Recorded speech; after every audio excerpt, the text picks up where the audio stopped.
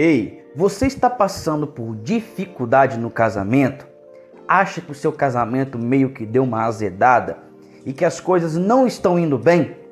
Por um acaso no seu casamento está acontecendo muitas brigas, você se sente que vive separado do seu cônjuge, mesmo morando na mesma casa?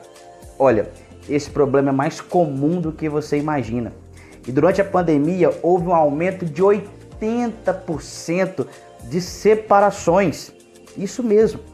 E pensando nisso, eu quero convidar você a conhecer um material maravilhoso que tem ajudado centenas de casais a se livrarem desses problemas. Com esse material, você vai aprender como salvar o seu casamento em 30 dias.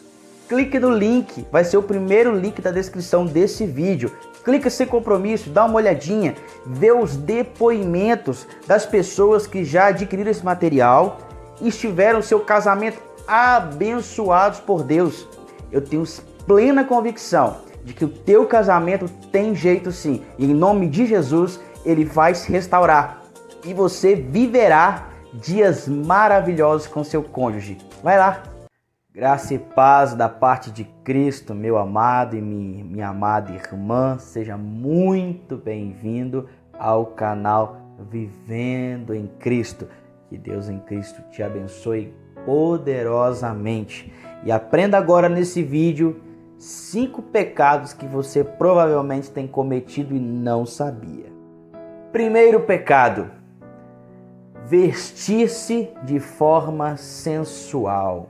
Olha o que a palavra do Senhor diz em 1 Timóteo, capítulo 2, e o verso 9. Quero que do mesmo modo as mulheres se vistam com roupas decorosas, com modéstia e sobriedade, não com as tranças, ou com ouro, ou com pérolas, ou vestidos dispendiosos. O texto nos traz uma luz em que nós não devemos, ou não podemos, melhor dizendo, usar roupas sensuais. Quando o texto manda que as mulheres usam roupas decorosas, são roupas decentes. Mas o texto aqui é aplicado para a igreja.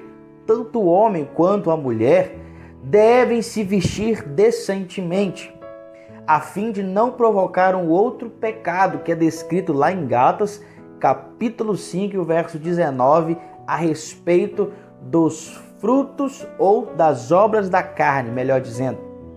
Esse pecado chama-se lascívia. A lascívia é quando você, querendo ou não, provoca outra pessoa de forma sexual. E isso é um pecado. O servo do Senhor, ele não deve expor o corpo ou provocar o outro sexualmente. Para isso, Deus instituiu o casamento, para que no casamento a sua vida íntima seja pura e perfeita. Portanto, não se vista de forma sensual. Procure colocar roupas decorosas, tanto o homem quanto a mulher, para que não provoque pecado em mais ninguém. Segundo pecado que talvez você esteja cometendo e não sabe: se masturbar. Muitas vezes eu já ouvi muita gente me perguntar: Marlone, mas não existe a palavra masturbação na Bíblia. Será? Vamos ver o que o texto diz em 1 Coríntios capítulo 6, o verso 18. Fuge da prostituição. Todo pecado que o homem comete é fora do corpo, mas o que se prostitui peca contra o seu próprio corpo. Querido, quando você vê a palavra de Deus falando sobre prostituição, ela não é focada apenas em homens e mulheres que vendem o seu corpo na noite para ganhar vida com a prostituição. Não, isso é uma forma de prostituição. Quando você difama o seu corpo com as questões sexuais, você também está se prostituindo. O seu corpo é templo e morada do Espírito Santo, já diz a Bíblia. Então nós não podemos profanar o templo. Toda vez que nós praticamos a autoexcitação, ou propriamente dito a masturbação, nós estamos praticando uma prostituição. E é uma prática que a grande maioria da população se encontra viciada nela. E é necessário que nós nos libertemos disso. Peça ao Senhor que Ele possa te libertar e você não vai mais prostituir o próprio corpo. Então, livre-se da masturbação. 3. Pornografia.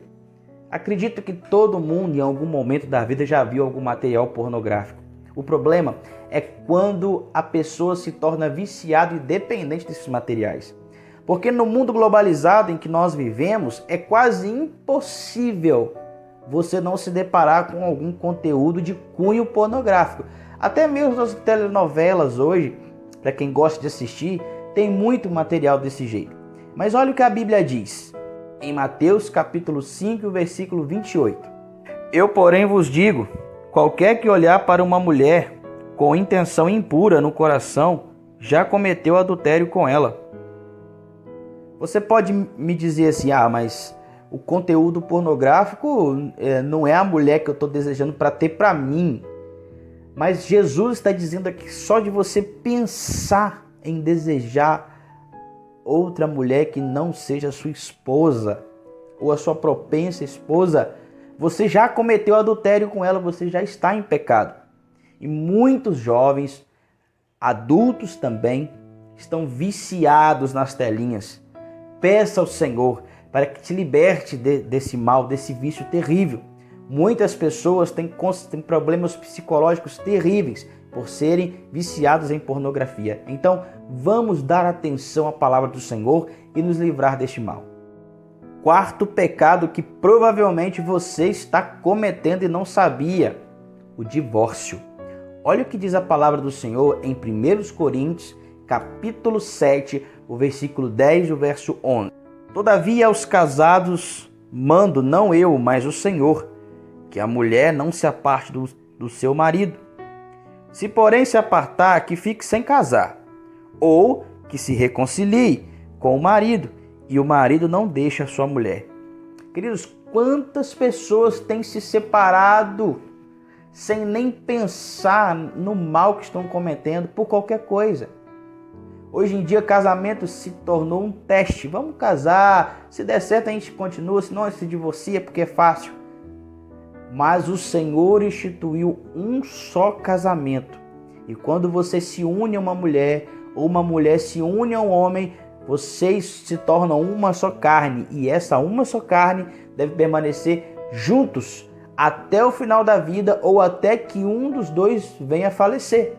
Somente a morte pode separar um casal. Somente a morte. Nada mais. Portanto, reveja o seu casamento. Aqui no link da descrição, você já viu no comercial, tem um material maravilhoso para pessoas que estão em crise no casamento. Não se divorcie à toa. Procure a Deus, procure ajuda. Eu tenho certeza que você vai conseguir reverter esse mal. 5º e último pecado que você tem cometido e não sabia: fofoca. Meu irmão, a fofoca é um mal terrível. É como se fosse uma pequena cabecinha de fósforo que você acende e joga numa mata com várias folhagens secas. O fogo é desse tamanhozinho, mas com o tempo faz um estrago terrível. E a fofoca funciona da mesma forma. Olha o que diz a palavra do Senhor em Tiago, capítulo 1, verso 26. Se alguém cuida ser religioso, mas não refreia sua língua, antes engana o seu coração. A sua religião é vã. Em Provérbios 26 e o verso 20, o sábio Salomão disse o seguinte, que o fogo só se mantém quando é colocado lenha nele. Ou seja, a fofoca ela só se mantém quando você começa a dar crédito à fofoca. Alguém ouvi dizer, me contaram, me falaram. Essas 3 são secretárias do diabo, meu irmão. Ouvi falar, me contaram, me disseram, não dê ouvido a isso. Seja você o ponto final da fofoca. Quando a fofoca chegar em você, você dá um stop. e ela para ali, não dá sequência. E o pecado não se propaga. O pecado da fofoca é terrível, causa danos inimagináveis. A fofoca pode levar dimensões terríveis, de uma verdade mal contada para uma mentira bem estruturada. E isso é terrível. Que Deus em Cristo possa abençoar a sua vida. Eu quero orar por você neste momento. Senhor nosso Deus e eterno Pai, sabemos, ó Pai, que a Tua palavra nos garante proteção ante as adversidades do inimigo. Mas sabemos também, ó Deus, que nós temos compromisso com o Senhor e que nós temos que fugir da aparência do mal, Senhor, evitar os erros, pedir perdão quando errarmos e procurar, Senhor, nunca errarmos novamente. Pai, sê conosco todos os dias de nossa vida. E a essa pessoa, Deus, que está vendo esse vídeo, que o Senhor possa abençoá-la também. E que possa, Pai, se livrar desses males que tanto te distanciam do Senhor. A Tua palavra diz, ó Deus, que um abismo gera outro abismo, ou seja, um mal gera outro mal. Portanto, Senhor, livra-nos desses abismos, para que possamos te servir em espírito e em verdade. Que o Senhor Deus, em Cristo Jesus, possa te abençoar. E até o próximo vídeo.